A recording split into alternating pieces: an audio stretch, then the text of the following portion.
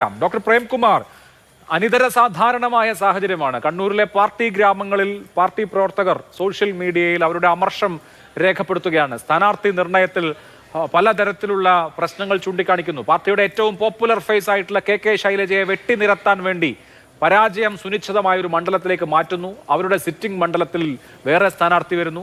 തളിപ്പറമ്പിൽ നിന്ന് MV Govindan master മാറുമ്പോൾ അദ്ദേഹത്തിന്റെ സഹധർമ്മിണി സ്ഥാനാർത്ഥിയായി വരുന്നു. അവർക്ക് പൊതുപ്രവർത്തന പാരമ്പര്യമുണ്ട് എന്നുള്ളത് നിഷേധിക്കുന്നില്ല. എങ്കിൽ പോലും മറ്റിടങ്ങളിലും തലശ്ശേരി അടക്കമുള്ള ഇടങ്ങളിലും വ്യത്യസ്തങ്ങളായ അഭിപ്രായങ്ങൾ ഉയരുകയാണ്. കേരളത്തിലെ ഇന്ത്യയിലെ കമ്മ്യൂണിസ്റ്റ് പാർട്ടിയുടെ CPIM-ന്റെ ഏറ്റവും ശക്തമായ ജില്ലാ ഘടകമാണ് കണ്ണൂർ. ആ കണ്ണൂരിൽ എന്ത് സംഭവിക്കുന്നു എന്ന് വേണം മനസ്സിലാക്കാൻ.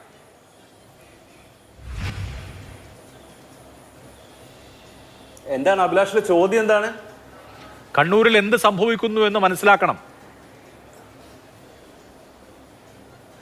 Okay, right. കണ്ണൂരിൽ എന്ത് സംഭവിക്കുന്നു എന്ന് മനസ്സിലാക്കുന്നതിനേക്കാൾ കൂടുതൽ ചാനലുകളിലും വാർത്തകളിലും എന്താണ് സംഭവിക്കുന്നതെന്ന് മനസ്സിലാവുന്നുണ്ട്. എന്താണെന്നറിയോ, ഇൻട്രോയിൽ തന്നെ അഭിലാഷ് പറഞ്ഞ 3 സ്റ്റേറ്റ്മെന്റ്സ്, അതായത് തളിപ്പറമ്പിൽ PK ശ്യാമള തന്നെ സ്ഥാനാർത്ഥിയാവും എന്ന് പറയുന്നു, KK ശൈലജ ടീച്ചർ പേരാവൂരിൽ മത്സരിക്കും എന്ന് പറയുന്നു, സഖാവ് G സുധാകരൻ പുറത്തേക്ക് പോകുന്നു എന്ന് പറയുന്നു. ഇത് 3ഉം പ്രിയപ്പെട്ട അഭിലാഷ് കളവാണ്, അല്ലെങ്കിൽ സ്പെക്കുലേഷനാണ്. കാരണം ഇന്ന് രാവിലെ മാതൃഭൂമി ന്യൂസിൽ വന്നത് തളിപ്പറമ്പിൽ PK ശ്യാമള തന്നെയെന്നായിരുന്നു. ഉച്ചയ്ക്ക് ശേഷം ഉച്ചയോടെ വന്ന വാർത്ത, എന്താ പറയുക, സോഷ്യൽ മീഡിയയിലൊക്കെ റെസ്പോൺസ് വന്നുകൊണ്ട് PK ശ്യാമളയെ മാറ്റാൻ ആലോചിക്കുന്നു എന്നാണ്. വൈകുന്നേരം പിന്നെയും വരുന്നത് PK ശ്യാമള തന്നെ എന്നാണ്.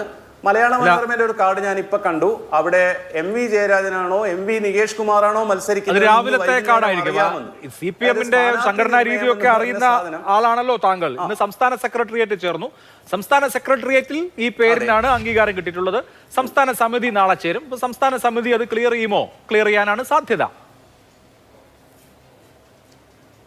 അല്ല, ഇതൊക്കെയും അറ്റ് ദ മൊമെന്റ് നിങ്ങൾ എഴുതി വിടുന്ന, നിങ്ങൾ ആലോചിച്ച് വിടുന്ന കാര്യങ്ങളായിട്ട് മാത്രമേ കാണാൻ പറ്റൂ. ഞങ്ങളല്ല, CPM ആണ് ആലോചിക്കുന്നത്. ചാനലിൽ തന്നെ 3 തവണ വരുന്നത് 3 വാർത്തയാണ്. CPM ആലോചിക്കുന്നു, തീരുമാനിച്ചു എന്നുള്ള മട്ടിലാണ് നിങ്ങൾ പറയുന്നത്. നിങ്ങൾ പറയുന്നതിനൊരു സ്ഥിരത വേണ്ടേ?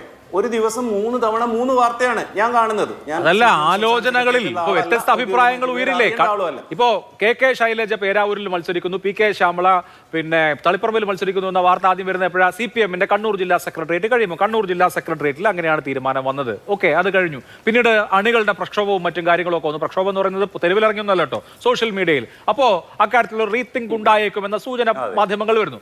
ഇന്ന് വൈകുന്നേരം എന്ത് സംഭവിക്കുന്നു? CPM-ന്റെ സംസ്ഥാന സെക്രട്ടേറിയറ്റ് കഴിയുന്നു. ആ സംസ്ഥാന സെക്രട്ടേറിയറ്റ് കഴിഞ്ഞ സംഭവിച്ച കാര്യം വരുന്നു. ഇനിയിപ്പോ നാളെ സംസ്ഥാന സമിതി വേറൊരു തീരുമാനം എടുത്താൽ വേറൊരു തീരുമാനം. ഇതൊക്കെ CPM-ന്റെ ആലോചനയാണ്. മാധ്യമങ്ങൾക്ക് ഇപ്പൊ CPM-ന്റെ സ്ഥാനാർത്ഥികളെ ആലോചിച്ച് കണ്ടെത്തി കൊടുക്കാൻ പറ്റുമോ? ഇല്ലല്ലോ. CPM-ന്റെ തീരുമാനം ഇതാണെന്ന് ഏതെങ്കിലും ഉത്തരവാദപ്പെട്ട CPM-ന്റെ നേതാക്കളോ സെക്രട്ടേറിയറ്റ് മെമ്പറോ സെക്രട്ടേറിയറ്റോ ഏതെങ്കിലും പുറത്തു പറഞ്ഞിട്ടുണ്ടോ? ഇല്ലല്ലോ.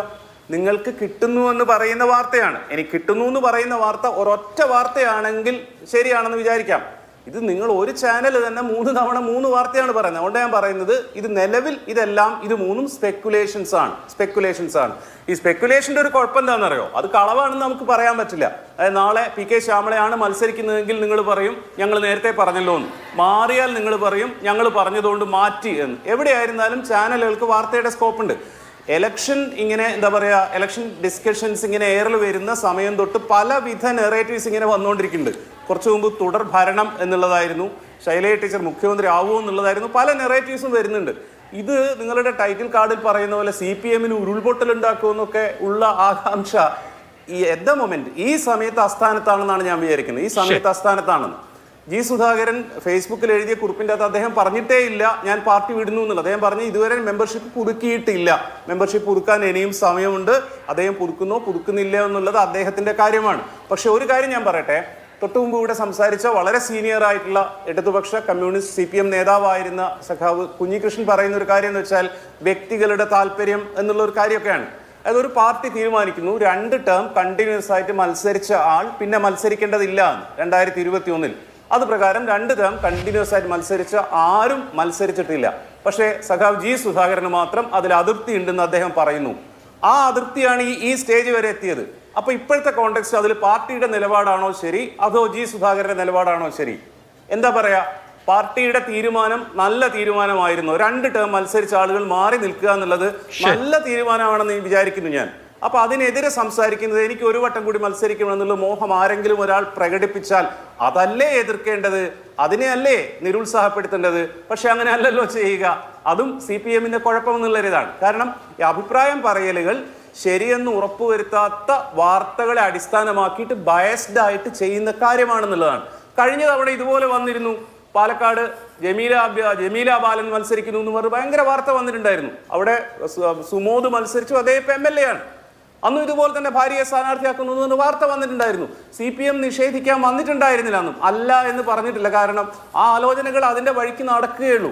ഇനി അൾട്ടിമേറ്റ്ലി കാൻഡിഡേറ്റ്സ് ലിസ്റ്റ് വന്നതിന് ശേഷവും മണ്ഡലങ്ങളിൽ അസ്വാരസ്യങ്ങളോ പ്രശ്നങ്ങളോ ഉണ്ടെങ്കിൽ അത് പ്രശ്നമായിരിക്കും, അത് പരിഹരിക്കേണ്ടതായിരിക്കും. എന്തായാലും ഒരു കാര്യമുണ്ട്, 140 സീറ്റുകൾ ഉള്ളതിൽ 2 സീറ്റിലാണ് പ്രശ്നമുള്ളത്.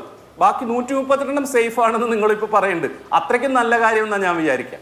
ശരി, അല്ല ഇപ്പോൾ കുറച്ച് സീറ്റുകളുടെ കാര്യമല്ലേ ചർച്ചയിൽ വന്നിട്ടുള്ളൂ. ഞാൻ അങ്ങയിലേക്ക് മടങ്ങിയെത്താം.